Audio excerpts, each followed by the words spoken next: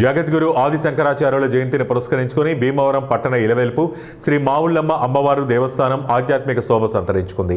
ఈ సందర్భంగా బుధవారం దేవస్థాన మండపంలో ఏర్పాటు చేసిన ప్రత్యేక విశేష కార్యక్రమంలో భాగంగా శ్రీ ఆది శంకరుల చిత్రపటానికి దేవస్థానం ప్రధాన అర్చకులు బ్రహ్మశ్రీ మద్దిరాళ మల్లికార్జున శర్మ ఆధ్వర్యంలో దేవస్థానం వైదిక బృందం ప్రత్యేక పూజలు నిర్వహించారు.